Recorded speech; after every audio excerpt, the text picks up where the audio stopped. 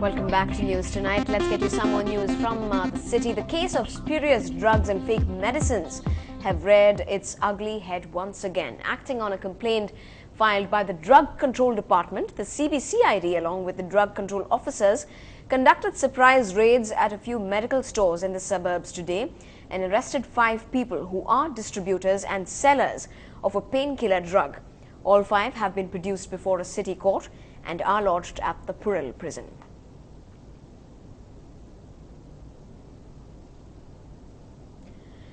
The city police has decided to get on with a crackdown on orphanages in the city that are functioning without a license.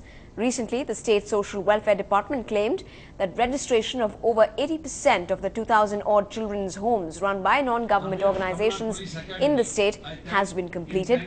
However, out of the 80% homes registered, a few NGOs have been given temporary licenses due to the delay in their obtaining clearances from other government agencies.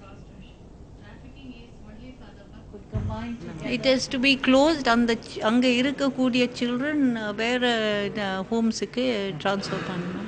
Department review பண்றாங்க safety of the homes. இப்போ எல்லா இந்த children's institutions எல்லாமே social welfare department, police, collector போய் inspect பண்ணிட்டு chief secretary-க்கு ஒரு report கூட கொடுத்திருக்காங்க whether they are all got the required licenses, etc. On to some national news now. Karnataka Chief Minister B.S. Yediyurappa is fighting back legally and politically after a day of meetings with his cabinet and after the Karnataka governor sanctioned his prosecution on corruption charges. Yediyurappa has hit back and has his party, which says that the governor is acting like an agent of the Congress.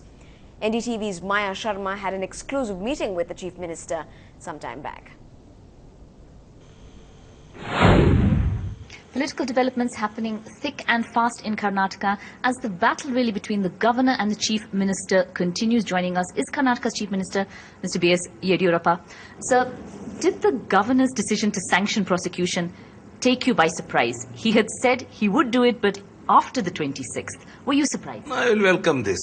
I have no objection for this governor decision. Only thing is, he could have given opportunity to explain everything. He could have sent the complaint copy also. Without giving any opportunity and even not sending the copy of the complaint, and he has taken hasty decision and he is behaving like a Congress JDS agent. This hurt us. You feel he was in a hurry to do this? He was 100%, because he himself told there are so many important things are involved in this. I must study whether I got this any right to take any decision. This was the press notice released recently.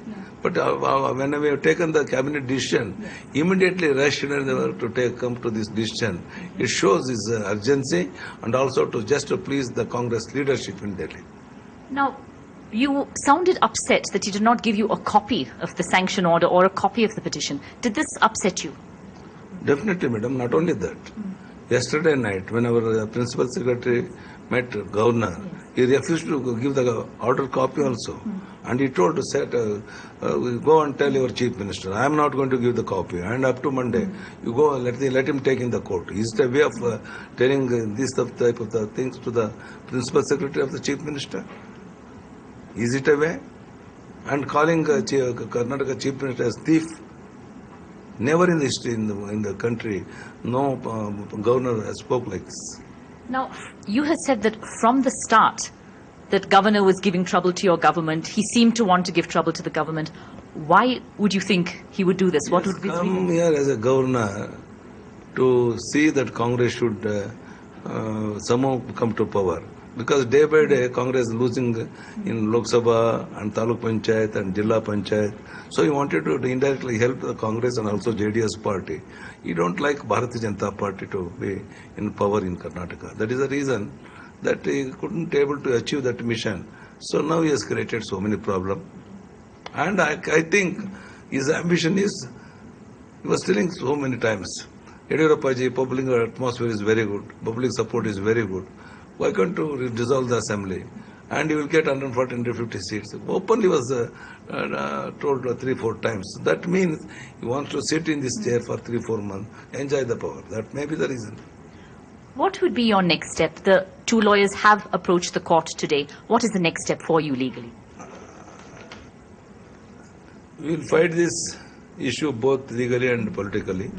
But there are clearly no laws of attraction between the state's law minister, who's called this untenable, and the union law minister's line of thought on this issue. Veerappa Moily says Governor Bharadwaj was completely within his rights to do what he did.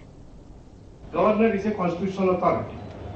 He is also a competent authority to sanction prosecution of the ministers and also the chief minister. Nobody can escape the rule of law. Corruption is on record. Nepotism is on record. That's why even the High Command of the BJP at one time asked him to step down as a chief minister. Only on that ground. And of course, ultimately, Mr. Gadkari said, what he said, the morally is not correct. What he has done is morally not correct. But actually, it is legally not correct. Meanwhile, the Union Home Minister P. Chidambaram has slammed the BJP for taking to the streets in Karnataka over the governor's go-ahead for Yediyurappa's prosecution. In a statement, Chidambaram said, "It's not the first time that a governor has given his sanction to prosecute a chief minister.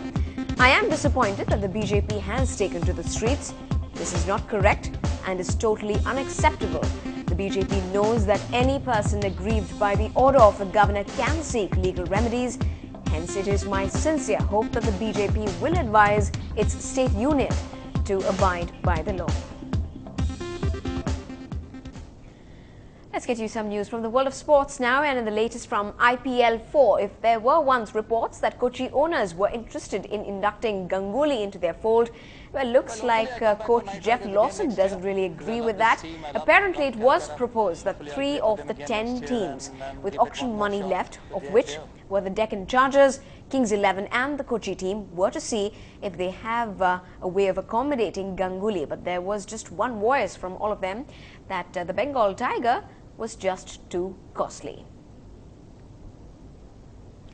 Shifting to news from the tennis courts of the Australian Open, world #1 Rafael Nadal survived the small scare in the third round as he got the better of Aussie wildcard Bernard Tomic in the straight sets. The 18-year-old Tomic is being called the next big thing in world tennis, and if his performance against the best player in the world was anything to go by, the praise is justified. Tomic gave Rafa a run for his money in the first set before opening up a 4-0 lead in the second, but Nadal, who is an extremely fit and skilled athlete, managed to bounce back to win the contest, 6-2, 7-5, 6-3. Next up for the Spaniard is 15th seed Marin Cilic of Croatia. That's up in the 4th round. Meanwhile, the Indian Express continues to roll at the Australian Open. Leander Pace and Mahesh Bhupathi cruised to round 3. The duo was pushed to a tiebreaker in the first set. In the second set, though, things flared up between the two teams and the chair umpire had to step in. Lee and Hesh, who are playing their first Grand Slam in 9 years, took an hour and a half to beat Feliciano Lopez and Juan Monaco in straight sets, 7-6, 6-4 to enter round 3.